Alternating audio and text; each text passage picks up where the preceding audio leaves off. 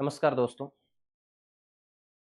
काफ़ी समय बाद हम हमारी पुरानी सीरीज़ की अगली क्लास पर आज महत्वपूर्ण प्रश्नों पर डिस्कस करेंगे। ये 10वीं क्लास है।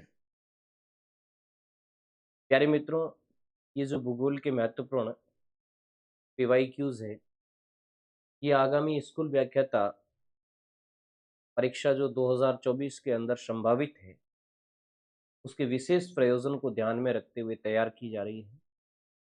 इसलिए कुछ समय से मैं असिस्टेंट प्रोफेसर के उस चैप्टर के कोर्स में स्कूल व्याख्याता का जो अपना कोर्स है, उसमें लगा हुआ था। इस कारण इस क्लास में काफ़ी लंबा समय लग गया। आज की क्लास में हम महत्वपूर्ण प्रश्नों पर डिस्कस करेंगे। तो सीधे अपन प्रश्नों पे चलते हैं। इससे पूर्व मैं आपको एक चीज़ ये बताना चाहूँगा कि जो अपना मिशन है स्कूल व्याख्याता 2024 को लेकर के, और टारगेट की बात भी मैंने पूर्व की क्लास में करी थी, और इसके लिए मैं स्पेशल क्लास भी आपके लेकर के आऊँगा जब तक असिस्टेंट प्रोफेसर परीक्षा का पेपर कंप्लीट ना हो जाए। उसके बाद लेकर के आऊँगा। टारगेट 500 प्लस सिलेक्शन का है। तो आप सबके सहयोग से हम सब मिलकर के भूगोल में एक नई ऊंचाइयां स्थापित करेंगे। आप चाहते हैं कि आप हमारे प्लेटफॉर्म से जुड़ें, तो आप एन के ज्योग्राफी पॉइंट नाम से एप्लीकेशन है, वहाँ से एप्लीकेशन स्टोर करके और जा सकते हैं। इस कोर्स में करीबन 400 क्लासें होगी, जिसमें लगभग 60 घंटे की क्लासें डाल दी गई है। ज्योग्राफिकल थॉट यानी भौगोलिक चिंतन पूरा डाल दिया गया है। बिल्कुल सिस्टमेटिक ढंग से इसको चलाया जा रहा है। पहले ज्योग्राफिकल थॉट आएगा, उसके बाद फिजिकल ज्योग्राफी आएगी, फिर ह्यूमन ज्योग्राफी आएगी, और उसके बाद में जो ज्योग्राफी के अन्य पार्ट है, जो ह्यूमन के एग्रीकल्चर, पॉलिटी वगैरह, उसके बाद में प्रैक्टिकल आएगा, फिर इंडिया और फिर राजस्थान ज्योग्राफी। इस तरीके से हम सिस्टमेटिक ढंग से चलेंगे और पूरा एक ऑफलाइन की तर्ज पर आपसे कनेक्टिविटी बनाते हुए हम चलेंगे। तो आप इस एप्लीकेशन पॉइंट पे जाकर के और पूरे कोर्स के बारे में देख सकते हैं, और इसकी जो विस्तृत जानकारी आप जानना चाहते हैं, तो मैंने डिस्क्रिप्शन बॉक्स में भी दे रखी है। वहाँ से आप हमारे हर प्लेटफॉर्म पर जाकर के इसका इन्फॉर्मेशन फॉर्म कर सकते हैं। तो लेट अस गो, आज हम सीधे अपने प्रश्नों पर डिस्कस करें। पहला प्रश्न, हमेशा की तरह मैं विद्यार्थियों यही कहूँगा आपसे कि आप अपनी नोटबुक अपने पास रखें। मैं किसी भी ऐसे प्रश्न में केवल टाइम पूरा करने की कोशिश नहीं कर रहा हूँ। मैं ये चाहता हूँ कि मैक्सिमम इम्पोर्टेंट से इम्पोर्टेंट क्वेश्चन बच्चे तक जाएँ और आपकी समझ विकसित हो। तो पहला हमारा प्रश्न है लेखक और पुस्तकों का, जिसमें आपके सामने 4 लेखक दिए हुए हैं। स्टीयर्स है, वॉन रिchthofen है, वुलरिज है और थॉर्नबरी है, जो भूगोल के सबसे महत्वपूर्ण लेखकों में से एक है। एक तरफ 4 किताबें दी हुई है, geomorphology, the unstable earth, principal of geomorphology, spirit and purpose of geography. बहुत ही शानदार प्रश्न है ये, और कई एग्जामों में इन बुकों में से, मतलब मैं ये नहीं कहता हूँ केवल ये मिलान के रूप में ही आएगा, इन बुकों में से कोई न कोई प्रश्न किसी रूप में आ सकता है। नीचे आपके सामने 4 विकल्प दिए हुए हैं। आप वीडियो को स्टॉप करके और इन 4 विकल्पों को देख करके आप अपना आंसर दे सकते हैं। अब विद्यार्थियों में इसका मिलान करता हूँ, इसका आंसर क्या होगा। देखो, किताब की तरफ देखते हैं। ये किताब आपको कंफ्यूजन करेगी। जियोमॉर्फोलॉजी, इस नाम से कई विद्वानों ने किताब लिखी है। ये देखो, यहाँ आ गया geomorphology. Spirit and purpose of geography, ये किताब केवल और केवल एक ही नाम से मिलेगी, एक ही ऑथर के नाम से मिलेगी। तो यहां से पकड़ना इंपॉर्टेंट चीज है। और अनस्टेबल अर्थ, ये किताब भी आपको एक ही विद्वान के नाम से मिलेगी। Spirit and purpose of geography, ये है वुलरिज की। विद्यार्थियों, इसमें दो विद्वानों के नाम आते हैं लिखे हुए। वुलरिज कह दें या वुलरिज कहें तो भी चलेगा। वुलरिज व ईस्ट, ये दो नाम भी आते हैं। तो आपकी spirit and purpose of geography ये हो गई वुलरिज और ईस्ट की। स्टीयर्स ने लिखा था अनस्टेबल अर्थ, ये ध्यान रखना। तो एक का संबंध दो से हो गया, एक का संबंध दो से। अब ये प्रश्न तो यहां से फटाक से निकल जाएगा, बट इन ऑप्शनों पे जो आपकी बुकों वगैरह में कहीं दिया हुआ होगा, उन पे थोड़ा ध्यान कम देना। मिलाने वाले में कई बार ये चूक जाते हैं। यहाँ पर तो अपन को हर एक चीज के प्रत्येक एंगल से समझना है। टीयर्स ने लिखा द अनस्टेबल अर्थ, वॉन रिchthofen ने लिखा जियोमॉर्फोलॉजी। केवल जियोमॉर्फोलॉजी शब्द आता है उस समय वॉन रिchthofen की तरफ आपको जाना चाहिए। और थार्नबरी ने लिखा है प्रिंसिपल ऑफ जियोमॉर्फोलॉजी। प्रिंसिपल की बात आती है तो थार्नबरी पर जाना है, क्योंकि थार्नबरी ने जियोमॉर्फोलॉजी के अंदर जो कंसेप्ट दिए हैं वो एज ए प्रिंसिपल है। तो ये आपका हो गया 2 1 4 3, 2 1 4 3, ये विकल्प आपका सही बैठेगा। स्टीयर्स अनस्टेबल अर्थ जियोमॉर्फोलॉजी विchthofen की है, प्रिंसिपल ऑफ जियोमॉर्फोलॉजी थार्नबरी की है, spirit and purpose of geography वुलरिज और ईस्ट की। ओके, नेक्स्ट प्रश्न पे चलते हैं। सॉरी, नेक्स्ट प्रश्न, इलेक्ट्रोमैग्नेटिक स्पेक्ट्रम। विद्यार्थियों ये सुदूर संवेदन के अंदर आपके आएगा, जीआईएस वाले चैप्टर के अंदर होगा। स्कूल लेक्चरर में भी इसके प्रश्न पूछे जा सकते हैं। इलेक्ट्रोमैग्नेटिक स्पेक्ट्रम के किस भाग में चरम कैंसर होता है? इलेक्ट्रोमैग्नेटिक स्पेक्ट्रम का एक भाग बनता है, आपको पता हो तो। आपको सर क्या भाग बनता है? आपने इलेक्ट्रोमैग्नेटिक स्पेक्ट्रम पढ़ा होगा तो एक स्केल बनती है कि भाई तरंगदैर्ध्य के अनुसार उन प्रदेश का कुछ नाम होता है। तरंगदैर्ध्य मतलब जिसको हम कहते हैं वेवलेंथ इंग्लिश में, वेवलेंथ के अनुसार कुछ प्रदेशों का नाम होता है। अब आपने डीप नहीं पढ़ा है तो मैं यहाँ तो विस्तार से समझा नहीं सकता। आपने ऐसा नाम सुना होगा, गामा किरणें, एक्स किरणें, पराबैंगनी किरणें। उसके बाद में आपने विजुअल एरिया पढ़ा होगा, विबग्योर नाम सुना होगा आपने, वॉयलेट है, इंडिगो है, ऑरेंज है, इस तरीके का नाम सुना होगा। उसके बाद रेडियो तरंगे या जिसको सॉरी अवरक्त तरंगे, और उसके बाद रेडियो तरंगे, ऐसे नाम आपने सुने होंगे। ये बढ़ते हुए वेवलेंथ के अनुसार मैंने बताया है। ये प्रश्न ये पूछ रहा है कि किस एरिया से जो तरंगे आएगी वो चरम कैंसर करेगी। तो आपने कभी कभार नाम सुना होगा कि ये जो अल्ट्रा वायलेट तरंगे होती है या वायलेट तरंगे होती है, ये शरीर के लिए नुकसानदायक है। आपने ओजोन मंडल को पढ़ा होगा, उसमें बताया होगा कि ओजोन परत है वो सूर्य से आने वाली हानिकारक पराबैंगनी विकिरणों को रोकती है। ऐसा पढ़ा है कि नहीं पढ़ा है? वो चीज वहां से आएगी। अब इसका तो आंसर मैंने बता दिया, आपके सामने 4 आंसर था। क्या गामा एरिया से, क्या पराबैंगनी एरिया से, क्या सूक्ष्म तरंग एरिया से जिसको माइक्रोवेव कहते हैं, क्या रेडियो तरंग एरिया से। तो इसमें पराबैंगनी जो रेडिएशन होगा वो चरम कैंसर का काम करेगा। और पराबैंगनी को रोकने का काम वायुमंडल में कौन करता है? ओजोन परत करती है। विद्यार्थियों, ओजोन परत किस मंडल का भाग है? कई बार बच्चों में कंफ्यूजन होता है कि ओजोन मंडल अलग से है, बट ओजोन मंडल समताप मंडल का भाग है। ठीक है, इससे संबंधित एक प्रश्न ये भी बनता है कि ओजोन मंडल की हाइट क्या है? किताबें अलग अलग लिखती है, 20 से लेकर के 50 किलोमीटर तक इसका पाया जाता है, 20 से लेकर के 35 किलोमीटर तक एनसीईआरटी इसको लिखती है। बट अपन यूं समझ लें कि 20 से 25 किलोमीटर तक इसकी अत्यधिक मात्रा होती है। ये तीनों ही सही है। 22 किलोमीटर के आसपास इसकी मात्रा अत्यधिक होती है, ये काफी अच्छा प्रश्न है। 20 से 35 ये बहुत ज्यादा वैल्यूएबल आंसर माना जाता है समताप मंडल, सॉरी ओजोन मंडल या ओजोन गैस की अधिकता के संदर्भ में, और 20 से 50 किलोमीटर ही लेते हैं। ओके, उसके बाद में नेक्स्ट जो आपका क्वेश्चन है, 1 ग्राम जल को 10 डिग्री सेल्सियस के तापमान तक गर्म करने के लिए जिस उष्मा की आवश्यकता होगी वो कितने कैलोरी की आवश्यकता होगी? प्रश्न को ध्यान से समझना कि 1 ग्राम जल को 10 डिग्री टेम्परेचर बढ़ाने के लिए कितने कैलोरी ऊर्जा की आवश्यकता होती है? 1 कैलोरी, 10 कैलोरी, 32 कैलोरी, 5 कैलोरी। यदि आपने टेम्परेचर और कैलोरी का जो कोरिलेशन है, आपस में सहसंबंध है, उसको पढ़ा है तो ये प्रश्न होगा। इस प्रश्न का उत्तर है 10 कैलोरी। आप कहोगे सर कहां से आया? मैं आपसे पूछूं ये कैलोरी क्या है? कैलोरी क्या है? कैलोरी है ऊष्मा की मापक इकाई, सॉरी ऊर्जा की मापक इकाई। ऊर्जा कह दे या ऊष्मा कह दे, एक ही चीज है। कैलोरी का मतलब होता है, या 1 कैलोरी, 1 कैलोरी का मतलब होता है 1 लीटर जल। ध्यान से सुनना, सॉरी 1 ग्राम जल, लीटर कहां से आया?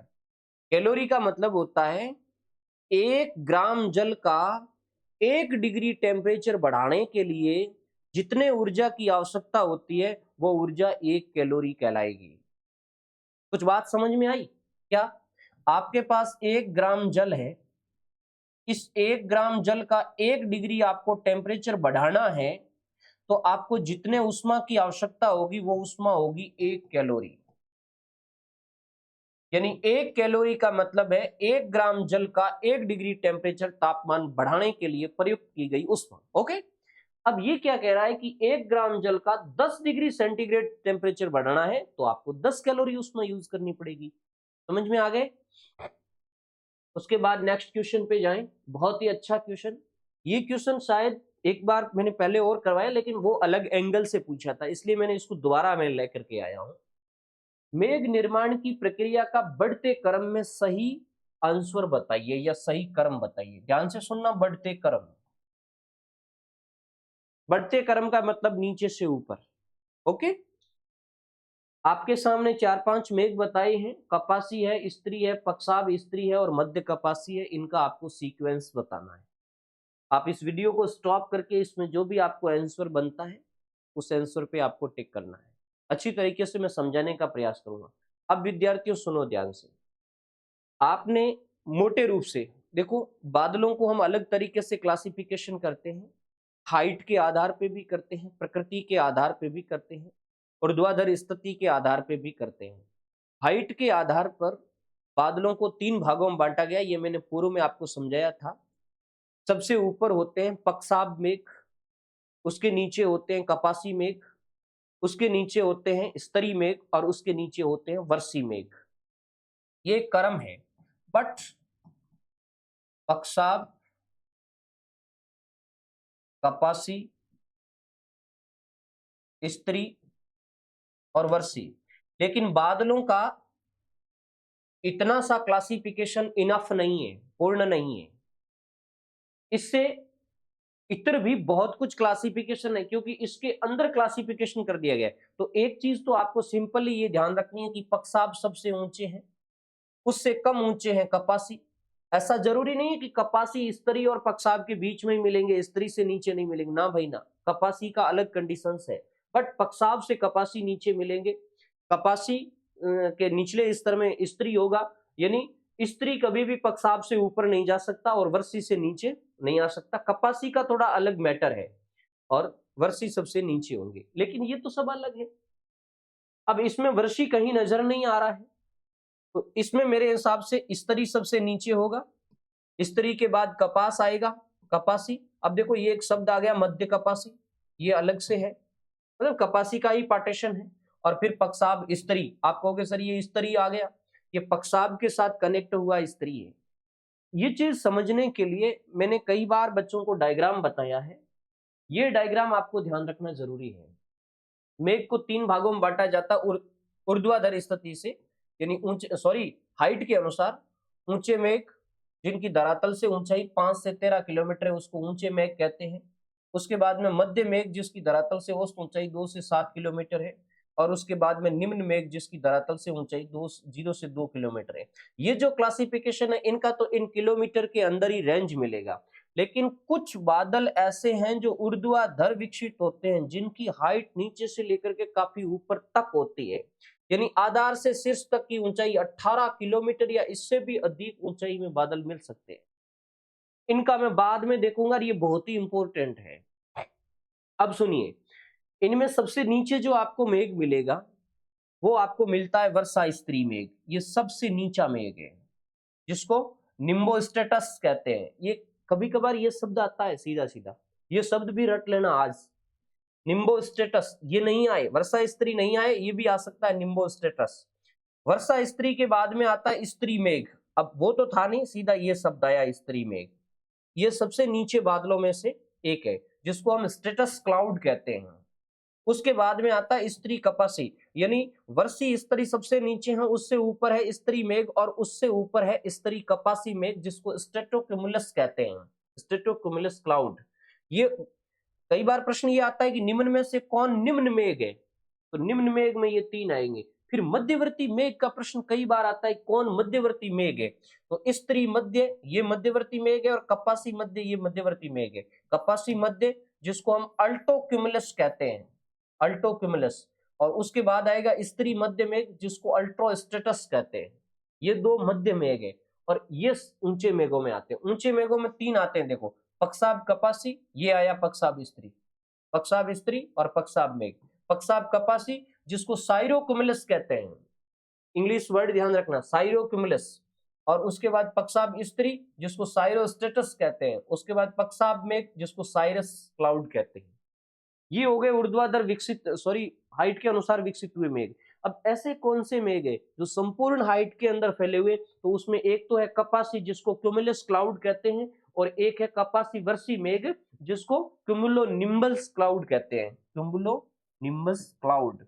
इंग्लिश वर्ड लिख लेना, बढ़िया ढंग से इसको समझ लेना। ओके, ये क्वेश्चन आपके समझ में आ गया।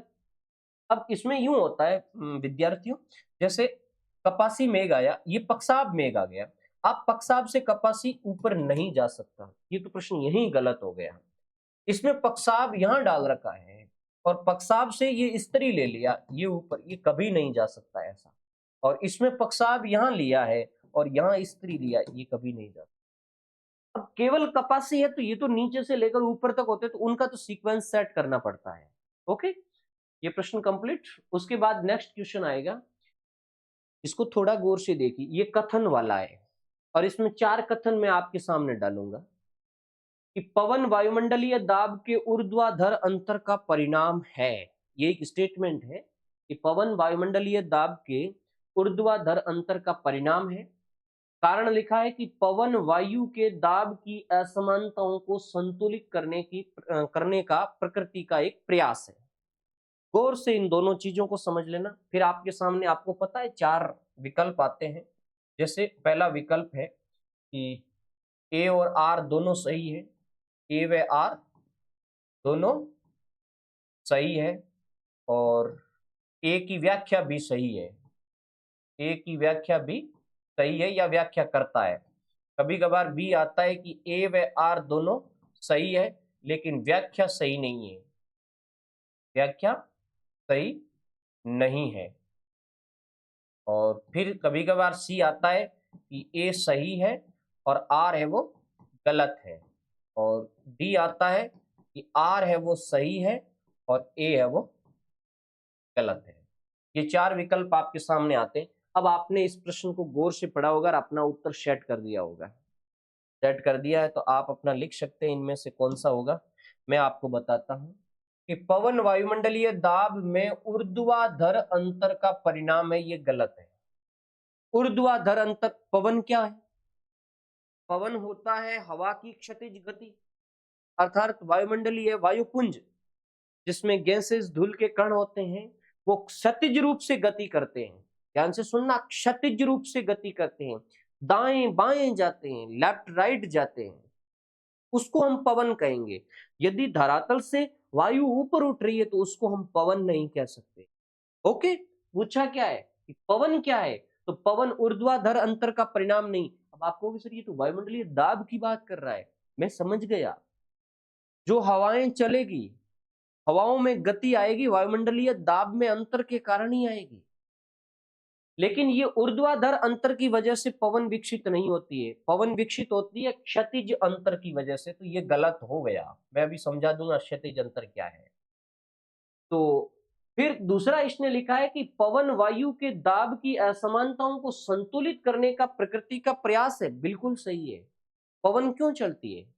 पवन चलती है वायु दाब अंतर के कारण। ये इसने क्या लिखा है कि दाब की असमानता, हाँ सही है, दाब की असमानता के कारण ये विकसित होगी। वायुमंडल में जब दाब में असमानता पैदा हुई है तो ये वायु ही है जो हाई प्रेशर से लो प्रेशर पर जाकर के वायु दाब को संतुलित करने का प्रयास करेगी।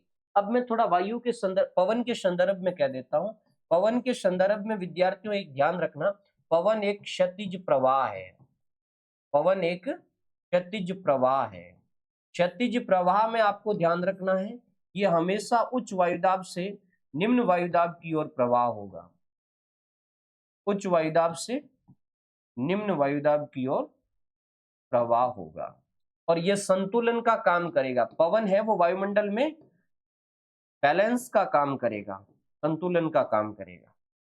ओके, अच्छी तरीके से ये प्रश्न समझ में आ गया।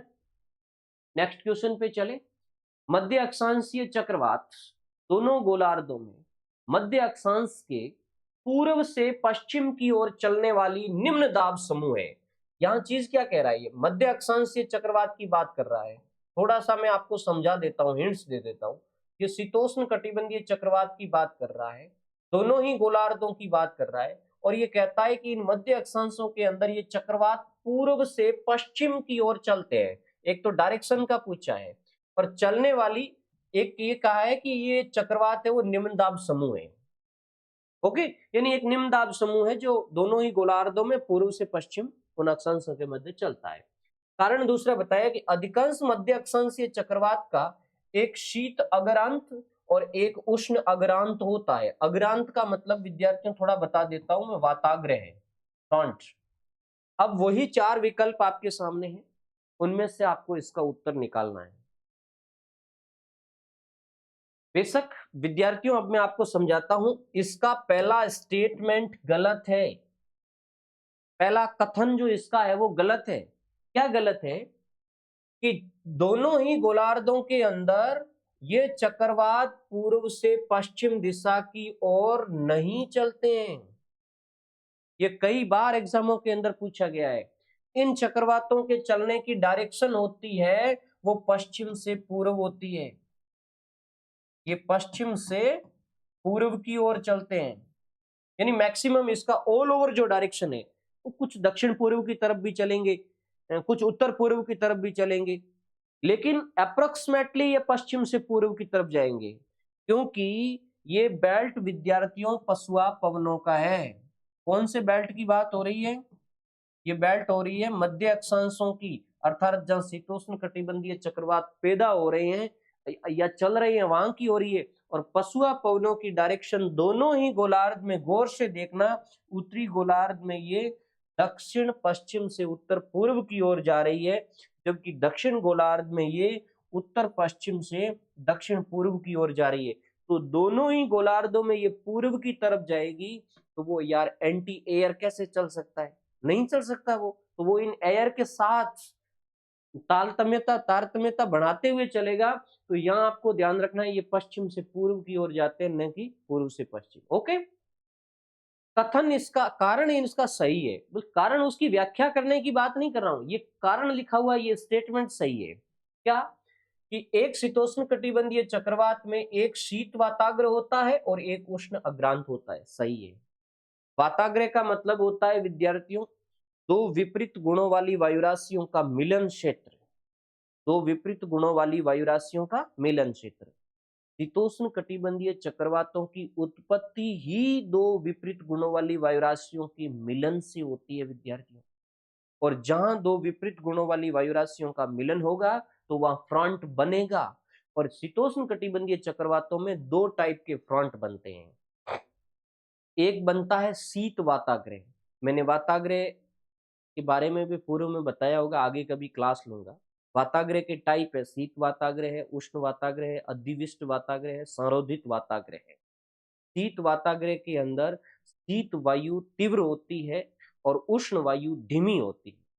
उसकी कंडीशंस में शीत वायु उष्ण वायु को अपने ऊपर उठा लेगी, वो कंडीशंस बनेगी शीत वाताग्रह की। और एक होता है उष्ण वाताग्रह जिसमें उष्ण वायु तीव्र होती है और शीत वायु मंद होती है। ऐसी कंडीशंस में उष्ण वायु अचानक शीत वायु के ऊपर चढ़ जाती है। तो केवल तीव्रता के हिसाब से ही इसका नाम दिया गया है। तो हाँ, इसमें दो वाताग्र होते हैं। मैं एक डायग्राम से भी आपको बता देता हूँ, ये इस तरीके से इसका निर्माण होता है। बहुत ही शानदार प्रयास किया मैंने। ये दक्षिण साइड से आए, जैसे नॉर्दर्न हेमेस्फेयर की बात करें अपन, उत्तरी गोलार्ध की बात करें, उत्तरी गोलार्ध की बात करें, उत्तरी गोलार्ध में दक्षिण साइड से आएगी उष्ण वायु और उत्तर साइड से आएगी शीत वायु। ये बीच में जो जगह बनी है ये फ्रंट है। ये फ्रंट किस तरीके से मुड़ेगा देखो, इधर से ये उष्ण वायु तीव्र होती है, तो ये जो एरिया बन रहा है ये उष्ण वाताग्रह का बन रहा है।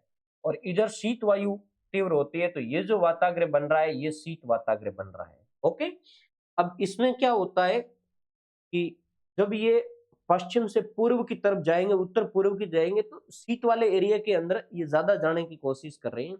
तो पीछे से जो शीत हवा आ रही है वो मजबूत बनती जा रही है। तो ये यहाँ उष्ण वाताग्र बना, ये हॉट फ्रंट बना है, उष्ण वाताग्र बना है।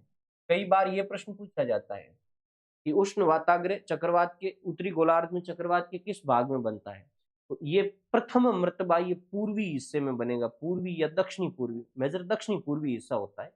और शीत वाताग्र बनेगा पश्चिम हिस्से में या दक्षिण पश्चिम हिस्से में। अब जैसे ये दक्षिण पश्चिम हिस्सा है, फिर शीत वाताग्र उष्ण वाताग्र के नजदीक आएगा। इस थर्ड फेज में देखो, ये उष्ण वाताग्र तो यहाँ पड़ा है अभी तक, और ये शीत वाताग्र पहले यहाँ था, अब ये शीत वाताग्र यहाँ आ गया है। ओके। और एक कंडीशंस ऐसी आएगी जब शीत वाताग्र उष्ण वाताग्र से मिल जाएगा, उस कंडीशंस में ये तुम्हारा चक्रवात है ये खत्म हो जाए। तो ये अच्छा प्रश्न था, आपको अच्छी तरीके से समझ में आ गया होगा। अब नेक्स्ट क्वेश्चन पे बढ़े। निम्नलिखित में से किस तट में संकीर्ण महाद्वीपीय शेल्फ है? बहुत ही इजी प्रश्न है, काफी अच्छा प्रश्न, हर बार एग्जाम में पूछा जाने वाला। महाद्वीपीय शेल्फ, जिसको हम महाद्वीपीय मग्न तट कहते हैं, वो सबसे संकीर्ण कौन सा है? चाइना का तट है, या कनाडा का तट है, या उत्तर ऑस्ट्रेलिया का है, या दक्षिण अमेरिका का पश्चिम तट है? विद्यार्थियों, इसका आंसर होगा दक्षिण अमेरिका का पश्चिम तट, क्योंकि यहाँ एंडीज पर्वत श्रृंखला है। और विद्यार्थियों ध्यान रखना, जहां जहां सागर के तट पे पर्वत श्रृंखलाएं होती है वो तट संकीर्ण तट होता है, और यहाँ एक लंबी ऊंची पर्वत श्रृंखला है, तो उस वजह से ये तट संकीर्ण तट है। उसके बाद नेक्स्ट क्वेश्चन, एक तरफ महासागरीय कटक है और एक तरफ सागर है। सिंपली स्कूल व्याख्याता में कटक के गर्त के ये प्रश्न कई बार पूछे जाते हैं। कटक में कार्लसबर्ग कटक है, मध्य अटलांटिक कटक है, ईस्ट पैसिफिक राइज है, और अटलांटिक अंटार्कटिक कटक है। और महासागरों में प्रशांत, अंटार्कटिक और हिंद और अटलांटिक दे रखा है। अब आप इसको अपने हिसाब से, क्योंकि मैंने नीचे का जो एरिया है वो नहीं लिया है, आप अपने हिसाब से इसका आंसर दीजिए। देखो, कार्लसबर्ग कटक हिंद महासागर में मिलेगी। विद्यार्थियों, इसके नाम की कोई दूसरी कटक नहीं है, यानी इसके सिमिलर कोई नाम नहीं है, तो कार्लसबर्ग हिंद महासागर आप जोड़ दो कैसे भी करें। ओके। मध्य अटलांटिक है, तो नाम से भी स्पष्ट है, जब मध्य अटलांटिक है तो ये तो अटलांटिक में ही जाएगी। ओके। उसके बाद में ईस्ट पैसिफिक, पैसिफिक नाम ही आ गया, पैसिफिक का मतलब ही प्रशांत हो सकता है, प्रशांत होता है, तो ये तो प्रशांत महासागर मिलेगी। लेकिन ये और तुम्हें कंफ्यूज करेगी कि पूर्वी प्रशांत में है पश्चिम प्रशांत में, तो ये ईस्ट पैसिफिक है तो ये पूर्वी प्रशांत में मिलेगी, लेकिन यहाँ तो प्रशांत लिखा हुआ है, काम बैठ जाएगा। बट ध्यान रखना, ये पूर्वी प्रशांत महासागर में मिलती है, पूर्वी प्रशांत महासागर, मैं कह दूं प्रशांत महासागर के पूर्वी हिस्से में। और अंटार्कटिक, फिर तो अंटार्कटिक के अंदर ही मिलेगी। ओके। वैसे अंटार्कटिक महासागर कोई स्पेशल नहीं है, अंटार्कटिक महाद्वीप का जो दक्षिणी भाग है उसके रूप में ही इसको लिया गया है। ये प्रश्न आपका क्लियर हो गया। उसके बाद नेक्स्ट, निम्नलिखित में से कौन सा प्राकृतिक वायु प्रदूषण का उदाहरण नहीं है?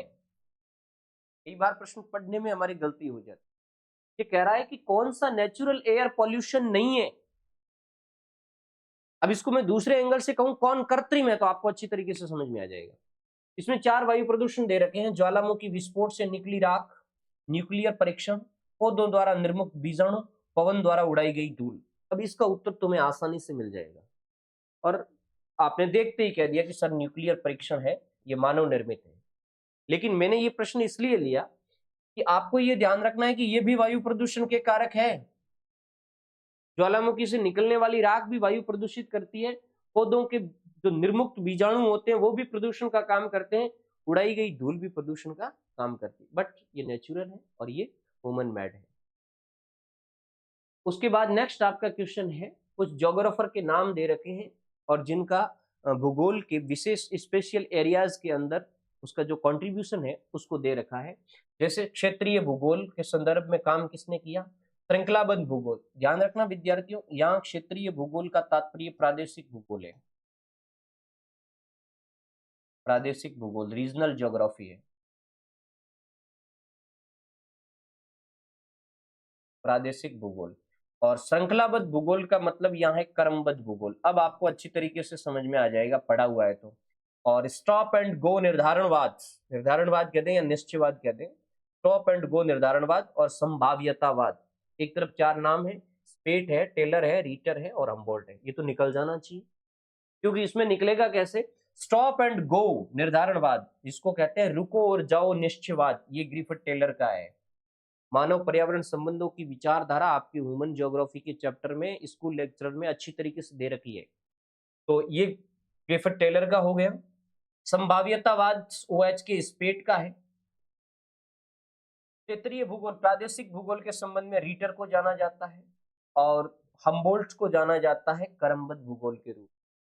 ये प्रश्न बहुत ही इजी प्रश्न है, अच्छा प्रश्न है। उसके बाद नेक्स्ट, शास्त्रीय खगोल विज्ञान पर अल्मागस्ट नामक पुस्तक के लेखक कौन है? बहुत ही अच्छा प्रश्न है विद्यार्थियों।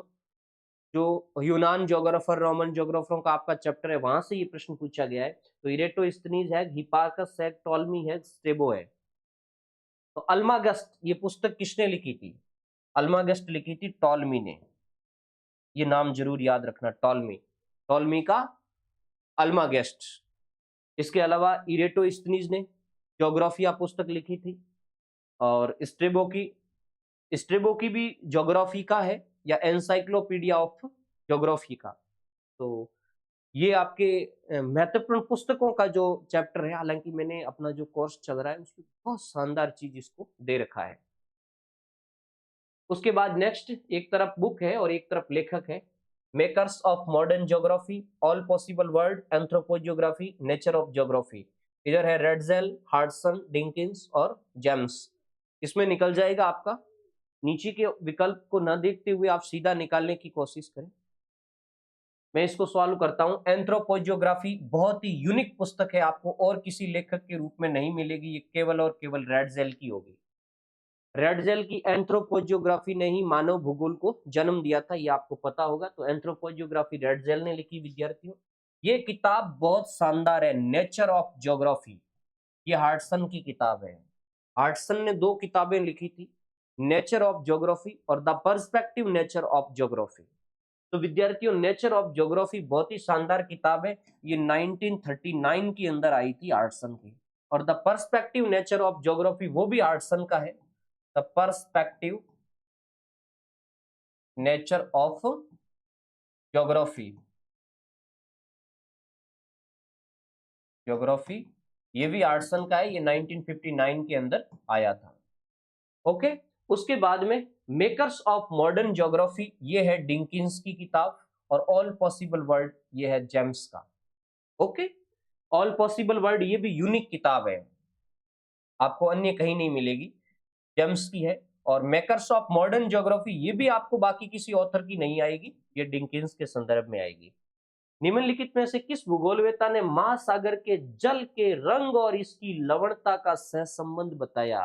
गजब की बात है यार, फिजिकल ज्योग्राफी का काम किया था एक पूर्व के ज्योग्राफर ने। अरब ज्योग्राफर के बारे में पूछा है, अल मसूदी, इब्न सीना, इब्न खल्दुन और अल मकशिदी। हालांकि ये स्कूल लेक्चरर के चैप्टर में नहीं है विद्यार्थियों, बट मैंने यहाँ डाल दिया आपके, कहीं और भी काम आ जाए नेट वगैरह में। तो इसमें तुम्हारा अल मसूदी सही होगा, ये ध्यान रखना।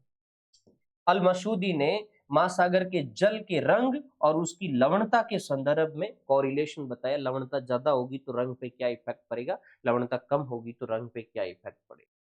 उसके बाद नेक्स्ट क्वेश्चन है, निम्नलिखित में से किस विद्वान ने काल स्थान अर्थात टाइम स्पेस भूगोल की अवधारणा दी? ये भूगोल का जो मॉडर्न व्यूज है, आधुनिक व्यूज है, आपके रिसेंट ट्रेंड इन ज्योग्राफी जो स्कूल लेक्चरर का चैप्टर पढ़ता है उसमें आएगा। तो किसने टाइम स्पेस की बात किसने की है? हेंगरस्टैंड ने, हार्वे ने, हैगेट ने, हंटिंगटन ने। तो इस प्रश्न का उत्तर होगा हेंगरस्टैंड। हेंगरस्टैंड ने जो स्थानिक विसरण की बात कही थी कि किस तरीके से नवाचार एक स्थान से उठ करके बाहर की तरफ जाते हैं, उसको समझाने के लिए उसने टाइम स्पेस कंसेप्ट का यूज किया था। निम्नलिखित में से कौन ए 100 ईयर्स ऑफ ज्योग्राफी पुस्तक के लेखक है? गजब की पुस्तक है ए 100 ईयर ऑफ ज्योग्राफी। ये अमेरिका के संदर्भ में लिखी गई थी, जिसका टाइम पीरियड मुझे अभी पूरा याद नहीं है। उन 100 सालों की अवधि के अंदर अमेरिका में ज्योग्राफिकल डेवलपमेंट के बारे में बात लिखी थी। इसमें कौन है? अक्सले है, गैलोइस है, हैरिसन चर्च है, फ्रीमैन TW है, इन TW फ्रीमैन है। तो इसका आंसर होगा फ्रीमैन। ये किताब बहुत शानदार है विद्यार्थियों। और याद रखना जो बात, इसको इस तरीके से याद रखना कि जो 100 ईयर की बात करता है वो आदमी फ्री होगा। जो 100 ईयर की बात करता है वो आदमी फ्री होगा, इसका मतलब फ्रीमैन ने लिखा है ये 100 year of geography.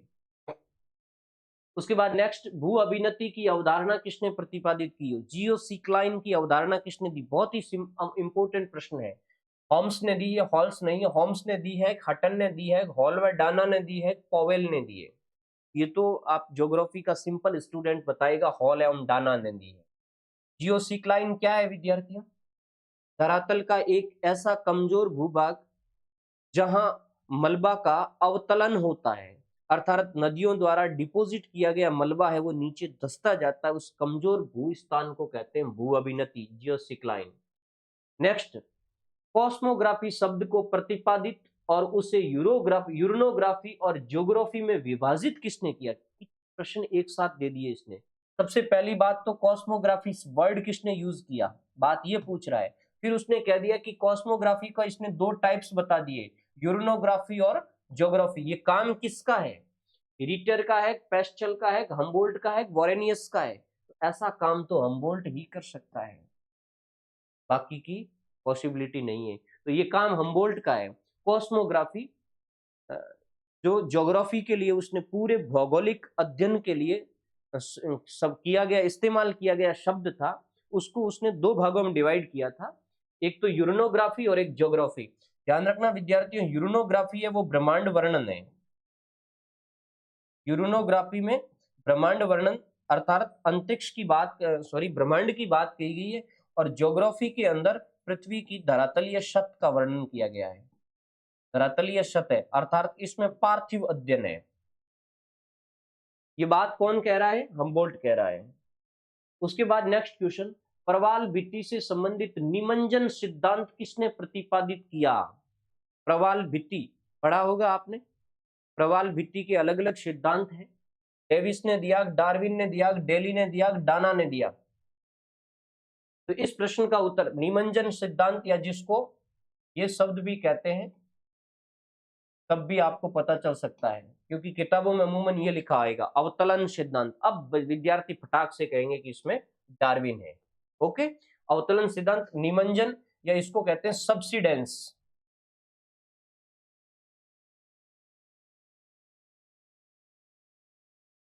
Subsidence theory, ये इंग्लिश वर्ड जरूर याद रखना, अवतलन निमंजन में आप कंफ्यूज हो जाओगे। देखो डार्विन ने ये सिद्धांत तो डार्विन ने दिया था, उसके बाद डाना ने इसको पुष्ट किया था। तो डाना का नाम भी कभी कभार साथ में आ जाता है, डार्विन और डाना। डेली का जो सिद्धांत है वो काफी चर्चित है, जिसको हिमनद नियंत्रण सिद्धांत कहते हैं। ये कई बार पूछा गया है, हिमनद नियंत्रण सिद्धांत, डेली का हिमनद नियंत्रण सिद्धांत। और विद्यार्थियों डेविस के सिद्धांत को इसी के नाम से जाना जाता है, डेविस की अवधारणा, डेविस की अवधारणा। और ध्यान रखना डेविस ने डार्विन का समर्थन किया था, यानी डार्विन के अनुसार ही इसने थ्योरी दी थी। एक स्थिर स्थल सिद्धांत और आता है, मर्रे और आगासीज का स्थिर स्थल सिद्धांत। इसमें तीन नाम आते हैं, वैसे मर्रे का बहुत ज्यादा चर्चित है, इसके अलावा आगासीज का आता है। आगासीज नाम से एक और थियरी भी चलती है, मर्रे, आगासीज और सैम्पर, ये तीन नाम है इसने स्थिर स्थल सिद्धांत को दिया था। ये सारा इसका प्रवाल भित्ति का ही है। और एक अंतरसागरीय चबूतरा थियरी भी चलती है इसकी, मतलब प्रवाल की अंतरसागरीय चबूतरा, ये केवल और केवल आगासीज का है। ये प्रश्न भी अच्छा प्रश्न है। प्रवाल भित्ति की जो सिद्धांत है प्रवाल भित्ति का, वो अंतरसागरीय चबूतरा किसका है? आगासीज का है। हिमनद नियंत्रण सिद्धांत डेली का, स्थिर स्थल सिद्धांत मर्रे, आगासीज और सैम्पर का है। नेक्स्ट क्वेश्चन बहुत ही अच्छा क्वेश्चन है, गुटेनबर्ग अशांतता किसके बीच में पाई जाती है? ये प्रश्न मैंने जो अपनी स्पेशल ज्योग्राफी की सीरीज चलती है यूट्यूब पे, मेगा ज्योग्राफी सीरीज, उसमें इसका पूरा दे रखा है, मैंने समझाया है। तो गुटेनबर्ग डिसकंटिन्यूटी किसके बीच में? प्रॉपर्टी प्रवार के बीच में, प्रवार क्रोड के बीच में, ऊपरी क्रोड निचले क्रोड के बीच में, ऊपरी प्रवार और निचला प्रवार के बीच में। इसका आप सीधा आंसर बता दीजिए। ये प्रवार और क्रोड के बीच में है। विद्यार्थियों, मैंने कई बार आपको सीक्वेंस बताया है। सीक्वेंस इनका ये है कि सबसे ऊपर है वो है कोनार्ड अशांतत्य। कोनार्ड के बाद आएगा तुम्हारा मोहो अशांतत्य। मोहो अशांतत्य। मोहो के बाद आएगा तुम्हारा रेपिटी अशांतत्य। उसके बाद आएगा तुम्हारा गुटेनबर्ग अशांतत्य। और उसके बाद तुम्हारा आएगा लेहमान अशांतत्य। कई बार लेहमान को रेपिटी की जगह भी यूज करते हैं कि उसके बारे में भी लेहमान ने कहा है, बट मैक्सिमम किताबें ऐसे लिखती है। कोनार्ड अशांतत्य है तुम्हारा अपर क्रस्ट और लोअर क्रस्ट, ऊंचला क्रस्ट और निचले क्रस्ट के बीच में। ये मैं शॉर्ट में लिख रहा हूं। मोहो आपका मिलेगा क्रस्ट और मेंटल के बीच में। रेपिटी आपका मिलेगा ऊपरी मेंटल और निचले मेंटल के बीच में। गुटेनबर्ग तुम्हारा मिलेगा मेंटल और कोर के बीच में। मेंटल और कोर के बीच में। लेहमान तुम्हारा मिलेगा ऊपरी कोर और निचले कोर के बीच में। ये प्रश्न कई बार एग्जामों के अंदर आते हैं। ओके, उसके बाद नेक्स्ट क्वेश्चन है, निम्नलिखित में से किसने मानसिक मानचित्र मेंटल मैप की अवधारणा दी? ये प्रश्न आपका आया है विद्यार्थियों व्यवहारवाद में से, बिहेवियरल ज्योग्राफी वहां से आया है। तो gold and white, down and स्टी और बोल्डिंग एंड हैंगरस्टैंड और सॉरिनेन। थोड़ा गहरा प्रश्न है। इस प्रश्न का उत्तर होता है गोल्ड एंड व्हाइट। जो बिहेवियरल ज्योग्राफी है उसके अंदर एक कंसेप्ट चलता है कि वातावरण, नेचुरल वातावरण, और एक होता है ह्यूमन मेड वातावरण। वातावरण को मानव अपने मस्तिष्क से सोचता, समझता और निर्मित करता है। उसके संदर्भ में मेंटल मैप एक कंसेप्ट चलता है जो गोल्ड और व्हाइट का है। उसके बाद ज्योग्राफर और उसका ज्योग्राफी में योगदान दे रखा है पेरोज का, डेविस का, जेफरसन का और साउर का। एक तरफ इरोजन साइकिल यानी अपरदन चक्र किसने दिया, मानव पारिस्थितिकी तंत्र अवधारणा किसने दी, भूदृश्य का आकृति विज्ञान किसका है और प्राइमेट सिटी का नियम किसका है। तो बिल्कुल इजी है, निकल जाएगा। बेरोज मानव पारिस्थितिकी का जन्मदाता है, बेरोज ह्यूमन इकोलॉजी। डेविस अपरदन चक्र का संबंध डेविस से है। अपरदन चक्र और विद्वानों ने भी दिए लेकिन इनमें से डेविस का बैठेगा। ये प्राइमेट सिटी का नियम जेफरसन का है। प्राइमेट सिटी मतलब प्रमुख शहर। और कार्ल सावर का है भूदृश्य की आकृति विज्ञान। ये आपका प्रश्न काफी अच्छा प्रश्न है, कंसेप्चुअल प्रश्न है। उसके बाद नेक्स्ट क्वेश्चन है, निम्नलिखित में से कौन सा सिद्धांत क्रिस्टोलर मॉडल के चित्र को प्रतिबिंबित करता है? ये गजब है, इंपॉर्टेंट बात है। क्रिस्टोलर का मॉडल आपकी थियरी के अंदर है, आपके स्कूल लेक्चरर में इसका पूछा जाता है। क्रिस्टोलर का सेंट्रल पैलेस थियरी है। सेंट्रल पैलेस थियरी में विद्यार्थियों उसने 3 नियम दिए थे। एक दिया था प्रशासकीय नियम, एक दिया था बाजार सिद्धांत, एक परिवहन सिद्धांत। पहली सिद्धांत ये कोई नियम नहीं है, बट ये 3 नियम क्रिस्टोलर ने दिए। ये जो डायग्राम है वो किस नियम को इंगित करता है ये बता रहा है। इसमें एक एरियाज के अंदर 7 पॉइंट्स दिए हुए हैं, जिसमें एक बड़ा पॉइंट है, ये सेंटर सिटी है। और 1 2 3 4 5 6 ये है वो छोटी छोटी सिटी है। एक बड़ी सिटी 7 बड़े शहरों के संपूर्ण खंड को अपनी सुविधाएं आपूर्ति करती है। वो किस रूप में करती है, किस नियम के तहत करती है? तो इसमें तुम्हारा प्रशासनिक सिद्धांत विद्यार्थियों सही होगा। आपने क्रिस्टोलर के 3 सिद्धांत पढ़े हैं। प्रशासनिक सिद्धांत को वो कहता है K7 का नियम, और बाजार सिद्धांत को वो कहता है K3 का नियम, और परिवहन सिद्धांत को वो कहता है K4 का नियम। तो K7 हालांकि काफी गहरी थियरी है। ये K7 का डायग्राम है। K7 का डायग्राम ये कहता है कि कोई भी बड़ी सिटी अपने 6 छोटी सिटियों को प्रशासनिक सुविधाएं पूर्णतः आपूर्त करवाती है, यानी 6 छोटी सिटियों के पूरे एरियाज को आपूर्त करवाती है। बाजार सिद्धांत ये कहता है कि एक बड़ी सिटी अपने नीचे की जो 6 सिटियां होती है, क्योंकि ये षटकोण बनता है, नीचे की 6 सिटियों के 1/3 हिस्से को वो अपनी सुविधाएं देता है। उस वजह से वो K3 नियम बनता है। और K4 नियम ये कहता है परिवहन का, K4 नियम परिवहन का नियम है।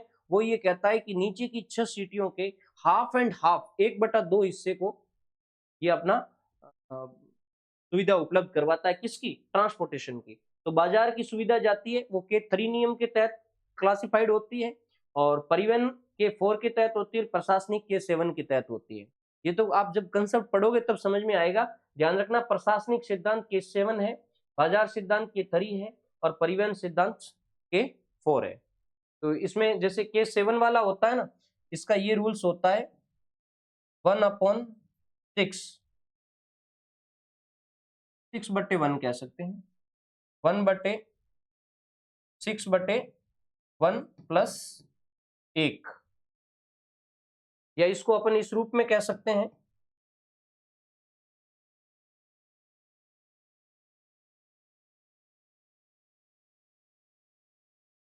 इसको अपन इस रूप में कह सकते हैं 1/6 मल्टीपल 6 प्लस 1। ये इसका फॉर्मूला होता है कि 6 पार्टों के 1/6 हिस्से अर्थात संपूर्ण हिस्से को प्रदर्शित करता है, एक मेजर सिटी है। तो ये इस तरीके से 7 बनता है। इसका ये बनता है 1/3 मल्टीपल 6 प्लस 1, ये 3 बनेगा। 2 + 1 बराबर 3 बनेगा। इसका ऐसे बनेगा 1/4 मल्टीपल 6 प्लस 1, ये आपका बन गया 1/4 नियम। इस तरीके से अपन जितने सारे क्रिस्टोलर के जो नियम होते हैं, हालांकि इस नियम में थोड़ा सा सॉरी 1/4 नहीं है, 1/2 है, क्योंकि ये पूरे आधे हिस्से को प्रदर्शित करता है। ये तो थ्योरी पढ़ोगे तब समझ में आएगा। 1/2 गुणा 6 प्लस 1 बराबर ये बनता है 4। तो केस आपको तो अभी इतना ही ध्यान रखो, परिवहन सिद्धांत K4 है, बाजार सिद्धांत K3 है और प्रशासनिक सिद्धांत K7 है। ये होगी विद्यार्थियों आज की आपकी क्लास, बहुत ही महत्वपूर्ण क्लास है। समय समय पर मैं ऐसे ही प्रश्नों से ज्योग्राफी के आपके ज्ञान को स्ट्रॉन्ग करने की कोशिश करूंगा। धन्यवाद।